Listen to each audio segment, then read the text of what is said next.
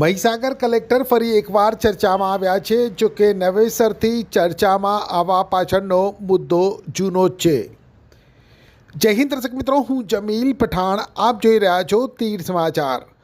દર્શક મિત્રો, મહીસાગર કલેક્ટર ફરી એકવાર ચર્ચામાં આવ્યા છે, પરંતુ નવેસરથી ચર્ચામાં આવવા પાછળનો મુદ્દો જૂનો જ છે. જી હા, જૂના મુદ્દે એટલે કે દલિત સમાજ પ્રત્યેની મહીસાગર કલેક્ટરની માનસિકતા સામે હવે આદિવાસીઓના મસીહા ગણાતા એવા આમ આદમી પાર્ટીના નેતા ચેતર વસાવાએ સવાલો ઉઠાવ્યા છે. આજે મહીસાગર ખાતે ધારાસભ્ય અનંત પટેલ અને ગુલાબસિંહ સાથે ચેતર વસાવાએ મીડિયા સંબોધનમાં દલિત અને આદિવાસી સમાજ પ્રત્યેની મહીસાગર કલેક્ટરની માનસિકતા સામે સવાલો ઉઠાવવાની સાથે કલેક્ટરને સસ્પેન્ડ કરવાની માંગ કરી છે.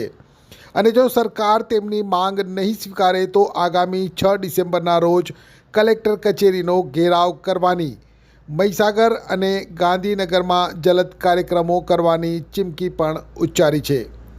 ત્યારે આવો જોઈએ શું કહ્યું ચેતર વસાવાએ. જી આજે અમારા સાથી ધારાસભ્ય અનંતભાઈ પટેલ અને ગુલાબસિંહ સાથે અમે મહીસાગર ખાતે આવ્યા છીએ અને કલેક્ટરશ્રીને અમે હાલના તબક્કે મળવા માટે જવાના છે. જે સરકારી કાર્યક્રમ હતો તાલુકા સ્વાગત કાર્યક્રમમાં એક વ્યક્તિ સાથે અરજદારની શું રજૂઆત હોય છે એને સાંભળ્યા વગર અમે કોઈ અરજદારની તરફદારી નથી કરતા, પણ જે પબ્લિક પ્લેસ પરથી જિલ્લા કલેક્ટરે જે આદિવાસી અને દલિત સમાજ પ્રત્યેની એમની માનસિકતા છતી કરી છે, જેની અમે નિંદા કરીએ છીએ. એમની જે ભાષા હતી કે ચંપલ નિકાલ કે મારના ચાહીએ, ચંપલ ખાને લાયક હે, હરામી સાલે, તો પબ્લિક મંચ પરથી જે એમણે જાહેરમાં જે અમારા લોકો માટેની જે નિવેદનબાજી એમણે કરી છે એને અમે સખત શબ્દોમાં વખોડીએ છીએ.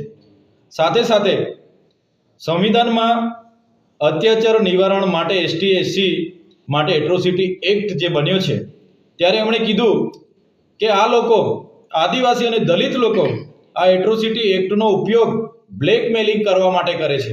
90% કેસીસ માત્ર ને માત્ર બ્લેકમેલિંગ કરવા કરતા કરે છે એવી એમની માનસિકતા એમણે કહીને એમની માનસિકતા છતી કરી છે.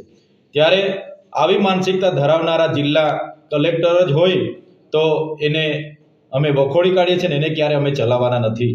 સાથે સાથે એમનો કાર્યકાળ દરમિયાન દાહોદમાં પણ એમણે SC/ST OBCના કર્મચારીઓ સાથે જે વર્તન વ્યવહાર કર્યા છે એ બાબતોની પણ અમારી પાસે ફરિયાદો આવી છે.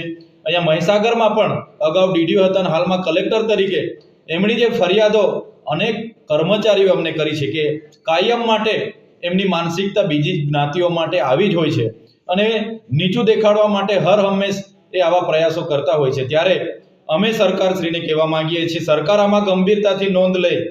અગર ગુજરાત સરકાર આ કલેક્ટર શ્રી પર ખાતાકીય તપાસ કરાવીને સસ્પેન્ડ કેમ ન કરાય ત્યાં સુધીની કાર્યવાહી નહીં કરશે તો આવનારા દિવસોમાં ખૂબ મોટું જન આંદોલન થશે.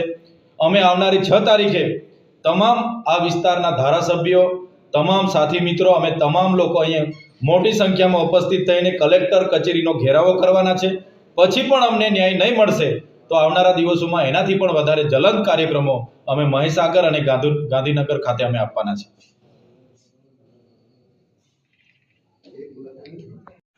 છોટાઉદેપુર સહિત રાજ્ય, દેશ અને દુનિયાના સમાચાર જોવા માટે સબસ્ક્રાઈબ કરો તીર સમાચાર અને બેલ આઇકોન જરૂર દબાવો.